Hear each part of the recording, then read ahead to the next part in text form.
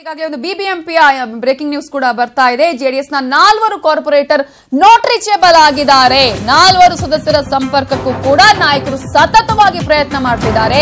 ಚಿಂತೆಗೀಡಾಗಿದ್ದಾರೆ ರಾಮಲಿಂಗಾರೆಡ್ಡಿ ಹಾಗೆಯೇ ಜೆಡಿಎಸ್ ನ ಮುಖಂಡರುಗಳು. ಬಿಜೆಪಿ ಸಂಪರ್ಕದಲ್ಲಿದ್ದಾರೆ, ಹಾಗಾದ್ರೆ ಜೆಡಿಎಸ್ ಸದಸ್ಯರು ಅನ್ನುವಂತಹ ಒಂದು ಆತಂಕಕ್ಕೆ ಕೂಡ ಕಾರಣ ಆಗಿದೆ. ಜೆಡಿಎಸ್ ನ 4 ಸದಸ್ಯರು 4 ಕಾರ್ಪೊರೇಟರ್ಸ್ ಈಗ ನಾಟ್ ರೀಚೇಬಲ್, ಈಗ ಸಂಪರ್ಕಕ್ಕೆ ಸಿಗ್ತಾ ಇಲ್ಲ ಅವರು ಅನ್ನುವಂತಹ ಒಂದು ಮಾಹಿತಿಯೇ ಈಗ ರಾಮಲಿಂಗಾರೆಡ್ಡಿ ಅವರ ಆತಂಕಕ್ಕೆ ಕಾರಣ ಆಗಿದೆ. ಬಿಜೆಪಿ ಸಂಪರ್ಕದಲ್ಲಿದ್ದಾರೆ, ಹಾಗಾದ್ರೆ ಜೆಡಿಎಸ್ ಸದಸ್ಯರು ಈಗಾಗಲೇ ಒಂದ್ ಕಡೆ ಜೆಡಿಎಸ್ ಸದಸ್ಯರು ಯಾವುದೇ ಕಾರಣಕ್ಕೂ ಕೂಡ ಬಿಜೆಪಿಗೆ ಹೋಗಲ್ಲ ಅನ್ನುವಂತಹ ನಿಟ್ಟಿನಲ್ಲಿ ವಿಪ್ ಅನ್ನು ಕೂಡ ಜಾರಿಗೊಳಿಸಲಾಗಿತ್ತು. ಇದನ್ನು ಹೊರತುಪಡಿಸಿ ಕೂಡ ಈಗ 4 ಸದಸ್ಯರು ಬಿಜೆಪಿಯ ತೆಕ್ಕೆಯಲ್ಲಿದ್ದಾರಾ, ಬಿಜೆಪಿ ಸಂಪರ್ಕದಲ್ಲಿದ್ದಾರಾ? ಯಾಕಂದ್ರೆ ಇದುವೇ ಈಗ ರಾಮಲಿಂಗಾರೆಡ್ಡಿ ಅವರ ಆತಂಕಕ್ಕೆ ಕೂಡ ಕಾರಣ ಆಗಿದೆ. ಹಾಗೆಯೇ ಜೆಡಿಎಸ್ ನ ಮುಖಂಡರು ಕೂಡ ಈ ಒಂದು ವಿಚಾರಕ್ಕೆ ಸಂಬಂಧಪಟ್ಟಕ್ಕೆ ಆತಂಕಕ್ಕೆ ಕೂಡ ಒಳಗಾಗಿದ್ದಾರೆ. ಜೆಡಿಎಸ್ ನ 4 ಸದಸ್ಯರು ಹಾಗಾದ್ರೆ ಎಲ್ಲಿ ಹೋದ್ರು, 4 ಕಾರ್ಪೊರೇಟರ್ಸ್ ಎಲ್ಲಿದ್ದಾರೆ, ಬಿಜೆಪಿಯ ಸಂಪರ್ಕದಲ್ಲಿ ಇದ್ದಾರಾ ಅನ್ನುವಂಥದ್ದು ಇಮ್ರಾನ್ ಪಾಷಾ ನೇತೃತ್ವದ ತಂಡ ಈಗಾಗಲೇ ಉಪಮೇಯರ್ ಹುದ್ದೆಯ ಆಕಾಂಕ್ಷಿ ಕೂಡ ಆಗಿತ್ತು. ಈ ಕಾರಣಕ್ಕಾಗಿ ಅತೃಪ್ತಗೊಂಡಿದ್ರು ಇಮ್ರಾನ್ ಪಾಷಾ ಅಂತ ಕೂಡ ಹೇಳಲಾಗ್ತಾ ಇದೆ. ಇವೆಲ್ಲದ ಬೆಳವಣಿಗೆಯನ್ನು ಹೊರತುಪಡಿಸಿ ಜೆಡಿಎಸ್ ನ 4 ಕಾರ್ಪೊರೇಟರ್ಸ್ ಎಲ್ಲಿದ್ದಾರೆ, ಎಲ್ಲಿ ಹುಡುಕ್ತಾ ಇದ್ದಾರೆ ಅನ್ನುವಂಥದ್ದು. ಆದ್ರೆ ರಾಮಲಿಂಗಾರೆಡ್ಡಿ ಅವರು ಅವರನ್ನ ಸಂಪರ್ಕ ಮಾಡುವಂತಹ ಪ್ರಯತ್ನ ಮಾಡ್ತಾನೆ ಇದ್ದಾರೆ. ಜೆಡಿಎಸ್ ಮುಖಂಡರುಗಳು ಅವರನ್ನ ಸಂಪರ್ಕ ಮಾಡುವಂತಹ ಪ್ರಯತ್ನ ಮಾಡ್ತಾ ಇದ್ದಾರೆ. ಇವೆಲ್ಲದರ ಹೊರತಾಗಿಯೂ ನಾಟ್ ರೀಚೇಬಲ್ ಆಗಿದ್ದಾರೆ ಜೆಡಿಎಸ್ ನ 4 ಕಾರ್ಪೊರೇಟರ್ಸ್.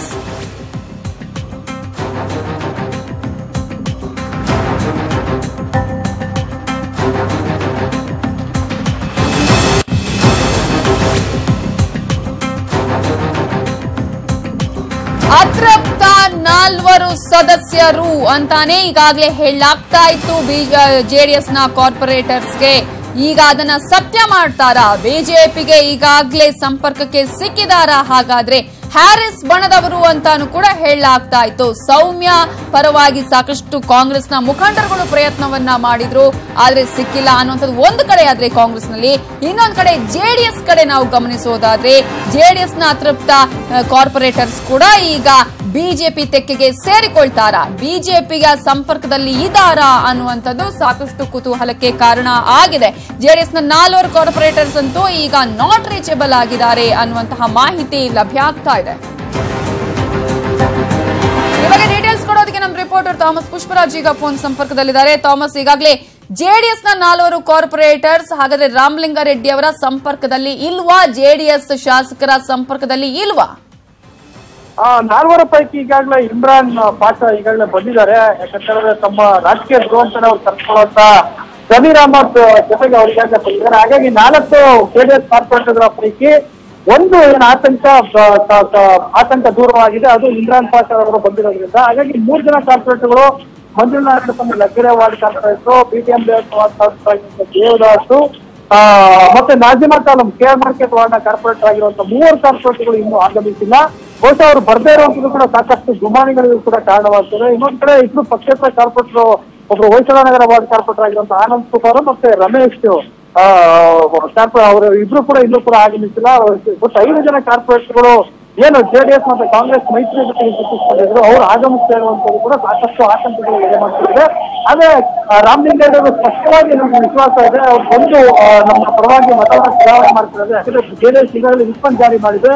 ಅವ್ರ ಮನೆಗಳಿಗೆ ಹೋಗಿ ಅವ್ರ ಮನೆಯ ಬಾಗಿಲುಗಳಿಗೆ ಸರ್ಟಿಫಿಕೇಟ್ ಅನ್ನು ಹಾಕ್ತಂದಿದೆ. ಅದ್ರ ಜೊತೆಗೆ ಗೋಪಾಲ ಇರ್ಬೋದು, ಅದೇ ರೀತಿ ಶರವಣ ಅವರು ಹೇಳುವ ಪ್ರಕಾರ ನಮ್ಮ ಯಾರ್ಯಾರು ಇಲ್ಲಿ ನಮ್ಮ ಕೈ ಬಿಟ್ಟೋಗಿದ್ದಾರೆ ಅಂತ ಹೇಳಲಾಗ್ತಿದೆ, ಆ ಕಾರ್ಪೊರೇಟರ್ಗಳಿಗೆ ವಿಪ್ ಜಾರಿ ಮಾಡಲಾಗಿದೆ. ಅವ್ರು ಸಡಾದ್ರು ಕೂಡ ಬಂದೇ ಬರ್ತಾರೆ, ಬಂದು ನಮ್ಮ ಪರವಾಗಿ ಮತವನ್ನ ಚಲಾವಣೆ ಮಾಡ್ತಾರೆ. ಯಾಕಂದ್ರೆ ಅವ್ರು ಏನಾದ್ರು ಮತ ಚಲಾವಣೆ ಮಾಡ್ತಿದ್ರೆ ಪಕ್ಷ ವಿರೋಧಿ ಜೊತೆಗೆ ಅವ್ರನ್ನ ಪ್ರಾಥಮಿಕ ಸದಸ್ಯರು ಕೂಡ ಅವ್ರನ್ನ ವಜಾ ಮಾಡಬೇಕಾಗತ್ತೆ ಅಂತ ಸೂಚನೆ ಕೂಡ ಕೊಟ್ಟಿದ್ದಾರೆ. ಹಾಗಾಗಿ ಇದು ಎಲ್ಲ ಒಂದ್ ಕಡೆ ಅವರಿಗೆ ಆತಂಕವನ್ನು ಕೂಡ ಉಂಟು ಮಾಡಿರುವುದು. Yes thank you Thomas. ಡೀಟೇಲ್ಸ್ಗೆ ರಾಮಲಿಂಗಾರೆಡ್ಡಿ ಅವರು ಮಾತನಾಡ್ತಿದ್ದಾರೆ, ನೋಡೋಣ. ಕೇಳ ಸಹಜ ಅಲ್ವಾ, ಯಾವ ಒಡಕೋ ಇಲ್ಲ. ಬಿಜೆಪಿ ಅವರು ಇನ್ನು ಒಡಕಿನ ಮನೆ ಅವ್ರದ್ದು, ಮರುದು ಮನೆ ಅಂತ ಹೇಳ್ತಾರಲ್ಲ ಅವ್ರದ್ದು. ಇಷ್ಟೆಲ್ಲ ಇದ್ರು ಸರ್, ಯಾವ ವಿಶ್ವಾಸದ ಮೇಲೆ ಒಂದು ಬಿಜೆಪಿ ಅವರು ಕ್ಯಾಂಡಿಡೇಟ್ ಹಾಕಿದ್ರು ಅಂತ? ಅವರು ಪ್ರತಿ ವರ್ಷನೂ ಹಾಕ್ತಾರೆ, ಸೋಲ್ತೀವಿ ಅಂತ ಗೊತ್ತಿದ್ರು. ಪ್ರಜಾಪ್ರಭುತ್ವದಲ್ಲಿ ಅವ್ರಿಗೆ ಅವಕಾಶ ಇದೆ, ಹಾಕ್ತಾರೆ. ಅಲ್ಲ, ಎಲ್ಲೋ ಒಂದ್ ಕಡೆ ಕಾಂಗ್ರೆಸ್ ನಲ್ಲಿ ಡಿಸ್ಟರ್ಬ್ ಮಾಡ್ಲಿಕ್ಕೆ ಒಂದು ಬಿಜೆಪಿ ಅವರು ಕ್ಯಾಂಡಿಡೇಟ್ ಅನ್ನ ಹಾಕಿದ್ರ ಅಂತ. ಅವರು ರಾಜ್ಯ ಸರ್ಕಾರದಲ್ಲಿ ಯಾವ ರೀತಿ ಡಿಸ್ಟರ್ಬ್ ಮಾಡಕ್ ಪ್ರಯತ್ನ ಮಾಡಿದ್ರು, ಇಲ್ಲೂ ಕೂಡ ಮಾಡ್ತಾನೆ ಇದ್ದಾರೆ. ತಿಂಗಳಿಂದ ಕೂಡ ಮಾಡ್ತಾ ಇದ್ರು. ಈ ನಮ್ಮ ಜೊತೆಯಲ್ಲಿದ್ದಂಥ ಇಂಡಿಪೆಂಡೆಂಟ್ 2 ವರ್ಷ 2 ಸಲ ಚೇರ್ಮನ್ನು ಆಗಿದ್ರು, ಅವರು ಕೂಡ ಅವ್ರ ಜೊತೆಲೇ ಹೋಗಿದ್ದಾರೆ. ಅಲ್ಲ, ಏನು ರಾಜ್ಯ ಸರ್ಕಾರದಲ್ಲಿ ಒಂದು ಶಾಸಕರನ್ನ ಸೆಳೆಯೋದ್ರ ಮೂಲಕ ಆಪರೇಷನ್ ಕಮಲ ಕೈ ಹಾಕಿದ್ರು, ಅದು ಕೂಡ ಫೇಲ್ ಆಯಿತು. ಅಂದರೆ ಮೇಯರ್ ಚುನಾವಣೆಯಲ್ಲೂ ಕೂಡ ಬಿಜೆಪಿಗೆ ದೊಡ್ಡ ಮುಖಭಂಗ ಕಾದಿದೆ ಅಂತಿದ್ದೀರಾ? 100ಕ್ಕೆ 100 ಭಾಗ. Thank you.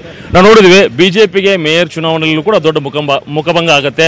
ಅಷ್ಟೇ ಅಲ್ಲ, ಏನು ಒಂದು ಶಾಸಕರನ್ನ ಸೆಳಿಬೇಕು ಅಂತಕ್ಕಂಥ ಒಂದು ಆಪರೇಷನ್ ಕಮಲ ಮಾಡ್ಲಿಕ್ಕೆ ಕೊಟ್ಟಿದ್ರು, ಅದರಲ್ಲೂ ಕೂಡ ಮುಖಭಂಗ ಆಯಿತು. ಇದರಲ್ಲೂ ಕೂಡ ಅವರು ಮುಖಭಂಗವನ್ನ ಅನುಭವಿಸ್ತಾರೆ ಅಂತಕ್ಕಂಥ ಒಂದು ಮಾತನ್ನು ಕೂಡ ರಾಮಲಿಂಗಾರೆಡ್ಡಿ ಅವರು ಹೇಳಿದರು. ಗುರುಶೇಖರ್ ಜೊತೆ ಶ್ರೀನಿವಾಸ ಹಳಕಟ್ಟಿ, ನ್ಯೂಸ್ 18 ಕನ್ನಡ, ಬೆಂಗಳೂರು. ನಮ್ಗೆ ಆಗ್ತಾರೆ, ನಾವು ಗೆಲ್ತೀವಿ, ಅವ್ರಿಗೆ ಆಗ್ತಾರೆ, ಅವ್ರು ಗೆಲ್ತಾರೆ. ಅಲ್ಲ, ನಿಮ್ಮ ಒಂದು ಸದಸ್ಯರ ಮೇಲೆ ನಿಮಗೆ ನಂಬಿಕೆ ಇಲ್ವಾ? ಪಕ್ಷೇತರ ಇವರು ಅಲ್ಲಿಂದ ಕರ್ಕೊಂಡ್ಬರ್ತಾರೆ. ಹೌದಪ್ಪ, ಬಿಜೆಪಿ ಅವ್ರು ನೋಡಿ ಎತ್ಕೊಂಡು ಆಸೆ ಅಂಶಗಳನ್ನೆಲ್ಲ ಒಡ್ತಾ ಇದ್ರೆ ಏನ್ ಮಾಡಕ್ಕಾಗತ್ತೆ? ನೋಡಿ, ಇಲ್ಲೇ ಇದ್ದಾರೆ, ಕೇಳಿ, ಯಾರ್ಯಾರು ಫೋನ್ ಮಾಡಿದ್ರು ಇವರಿಗೆಲ್ಲ ಕೇಳಿ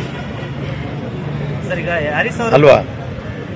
ಮತ್ತೆ ಇಡೀ ತಿಂಗಳು ಪೂರ್ತಿನೂ ನಮ್ಮ MLAಸ್ಗೆ ಏನೇನು ಆಸೆ ಆಮಿಷಗಳು ಒಡ್ಡಿ ಪಕ್ಷಾಂತರ ಮಾಡೋಕೆ ಪ್ರಯತ್ನ ಮಾಡ್ಲಿಲ್ವಾ?